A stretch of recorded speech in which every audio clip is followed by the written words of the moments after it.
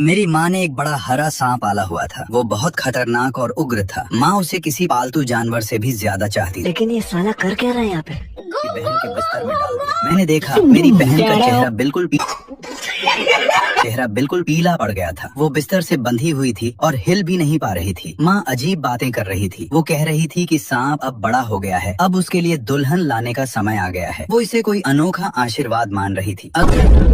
के कमरे में गया तो अंदर का दृश्य बहुत डरावना था। कमरा अस्त-व्यस्त था। सफेद चादर पर लाल धब्बे फैले हुए थे। मेरी बहन का चेहरा बिल्कुल सफेद था। माँ मुस्कुरा रही थी और सांप के सिर पर हाथ रख रही थी। मेरी पीली कली काम आ गई। अब मेरा बेटा कब लौटेगा? ये सुनकर मैं सिहर गया। जिसे माँ पीली कली कह रही थी वो मेरा भाई था, जिसकी 3 साल पहले एक कार दुर्घटना में मौत हो गई थी। उसी के बाद से माँ ने ये हरा सांप पाल लिया था। मेरी बहन रोते हुए माँ से छोड़ देने की गुहार लगाती रही, लेकिन माँ ने उसे डांट दिया। वो कहती रही कि ये सब तुम्हारे भाई को वापस लाने के लिए है। उस रात मेरी बहन मेरे पास आई। उसकी आवाज धीमी और कांपती हुई थी। वो बोली, इन 2 दिनों में जितनी जल्दी हो सके यहाँ से भाग जा, वरना माँ तुझे भी नहीं छोड़ेगी। मैं डर गया और बोला, लेकिन मैं तो अभी बड़ा भी नहीं हुआ। वो बोली, सांप को उम्र से क्या मतलब, और माँ की नजर में हम दोनों की कोई कीमत नहीं है। अगर सांप से नहीं तो किसी और वजह से मर जाओगे। मैं चुप रह गया। अगली सुबह माँ की चीख से मेरी नींद खुली। मैं दौड़कर बाहर गया तो देखा मेरी बहन ने लाल कपड़े पहनकर कमरे में फांसी लगा ली थी। माँ जोर जोर से रो रही थी। पड़ोस का आदमी भी आ गया। उसने बहन की लाश देखकर डर से शरीर हिला लिया। किसी ने धीरे से कहा, लाल कपड़ों में फांसी? क्या वो भटकती आत्मा बनना चाहती थी? घर में मतलब वो अलग ही लेवल का बंदा था। मौत की परछाई अब भी इस घर में मंडरा रही हो। वो रोते हुए बोली, लौंगवा अभी तक वापस नहीं आया। वो कैसे मर गई? वो मर चुकी है तो लौंगवा का क्या होगा? तीसरे चाचा ने मेरी माँ के गाल पर जोर से थप्पड़ मारा। अगर इस बात को समझाया नहीं जा सका तो हम सब मर जाएंगे। तुम कैसी माँ हो? माँ तीसरे चाचा के डर से चुप हो गई। तीसरे चाचा मेरी बहन की लाश के चारों ओर घूमे, फिर मुझे पास बुलाया। क्या हुआ? निंगशियान ने हमेशा तुम्हारे साथ अच्छा व्यवहार किया है। आज रात तुम ही उसके लिए जंगल की रखवाली करोगे। मैं घबरा गया और तुरंत सिर हिलाकर मना कर दिया, लेकिन तीसरे चाचा ने कठोर आवाज में कहा, तुम उसके सगे हो। अगर आज रात कोई अपना उसके साथ आखिरी समय तक नहीं रहेगा तो वो भटकती आत्मा बन जाएगा और कभी शांति नहीं पाएगा। माँ रसोई से एक बड़ा चाकू लेकर आई। वो गुस्से में मुझे घूरते हुए बोली, अगर तुम नहीं गए तो मैं अभी तुम्हें काट डालूंगी। फिर उसने कहा, डरो मत, कुछ नहीं होगा। नई आत्मा पहले दिन इतनी खतरनाक नहीं होती। रात को मैं अपनी बहन के ताबूत के पास बैठ गया। कुछ देर तक उसकी लाश को देखता रहा। डर कम होने लगा, लेकिन दिल में अजीब सा दर्द था। बहन, मैं तुम्हें दोष नहीं देता कि तुम कल रात मुझे बुलाने आई थी। शायद यही तुम्हारा बदला लेने का तरीका था। शायद तुम्हारा मर जाना ही बेहतर था। अब कोई तुम्हें तंग नहीं करेगा। तभी दरवाजा अचानक खुल गया। मैं डर कर खड़ा हो गया। मैंने देखा माँ अंदर